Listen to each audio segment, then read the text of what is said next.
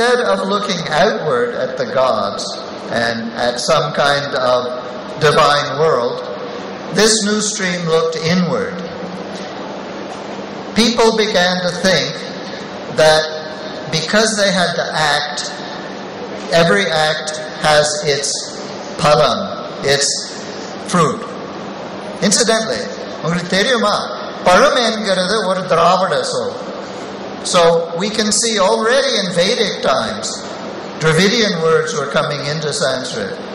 And this actually may have been a Dravidian idea that got into Sanskrit. But in any case, people wished to, they decided that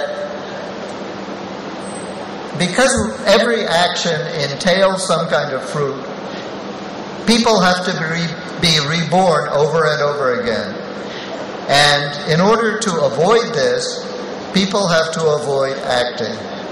This is the theme of much of later Sanskrit literature, of the Gita, for example. Now, how do you stop acting?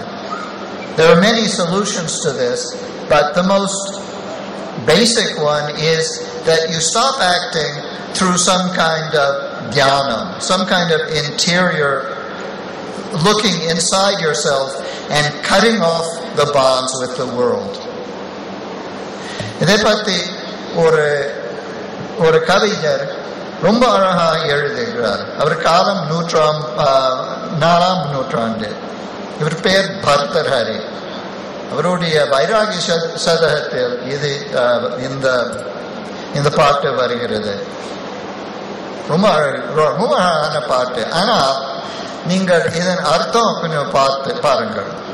धन्यानां गिरिकन्दरेषु वसतां ज्योतिः परं ध्यायतां आनन्दाश्रु कणान् बिबन्ति शकुनाः निःशङ्कमं केशयाः अस्माकं तु मनोरथोपरचित प्रासादवापी तट क्रीडा कानन केलि कौतुकजुषाम् आयु परं क्षीयते.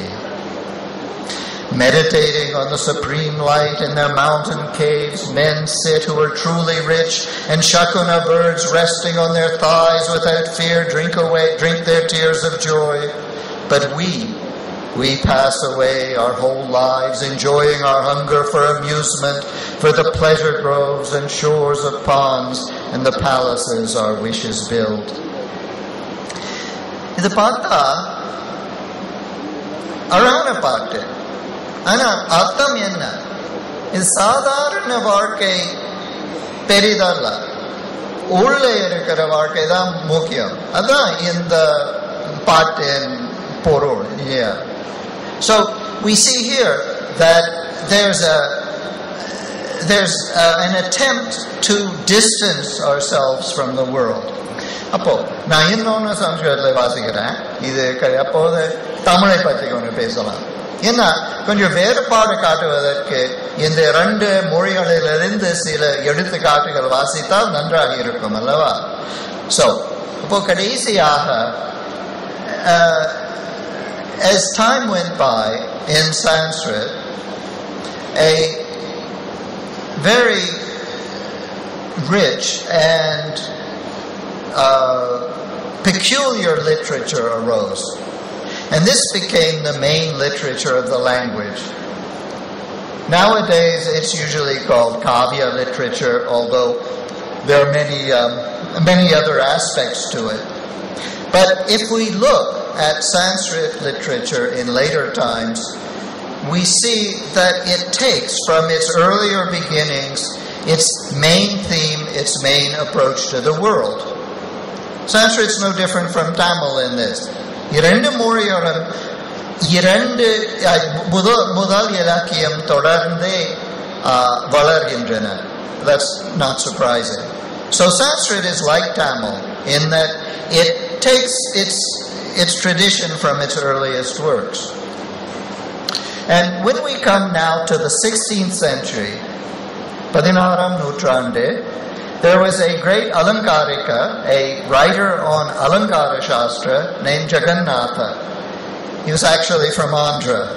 And he wrote a summation of what literature should be. இலக்கியம் என்ன என்பது அதை பற்றி எழுதினார். என்ன எழுதினார் என்றால், ரமணீயார்த்த பிரதிபாதக சப்த காவியம்.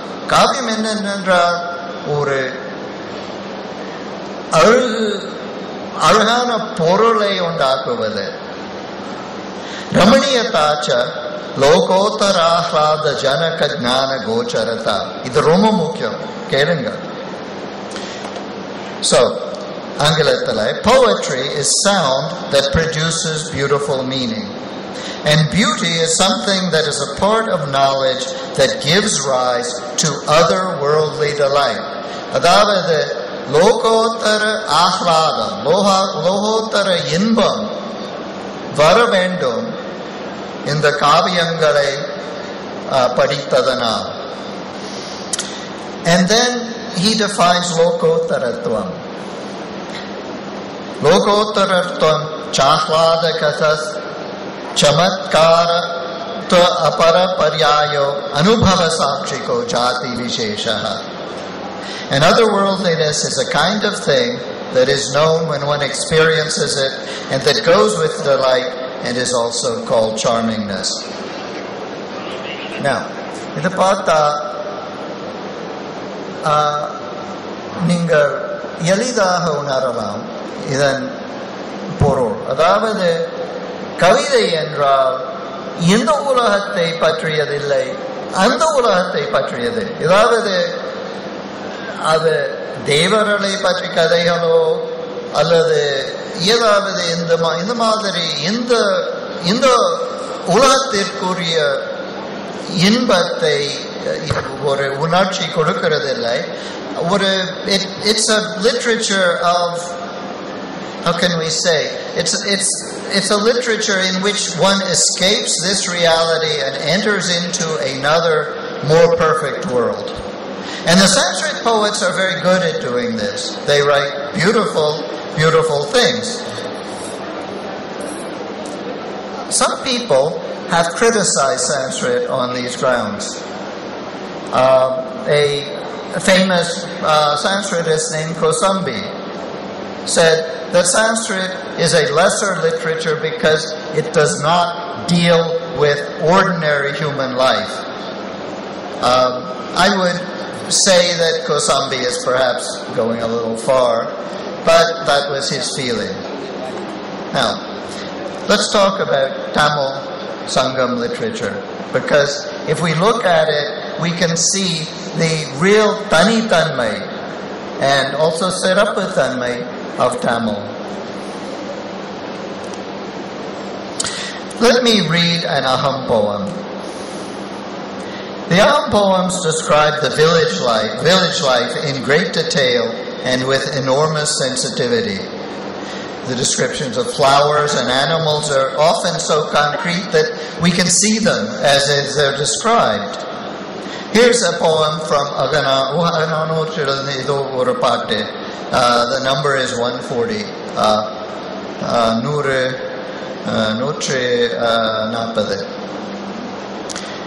பெருங்கடல் வேட்டத்து சிறுகுடி பரதவர் இருங்கழி செருவின் உழாது செய்த வெண்கல் உப்பின் கொள்ளை சாற்றி என்றோர் விடர குன்றும் போகும் கதழ்கோல் உமணர் காதல் மடமகள் சில்கோல் எல்வளை தெளிர்ப்ப வீசி நெல்லின் நேரே வெண்கல் உப்பென சேரி விலை மாறு கூறலின் மனை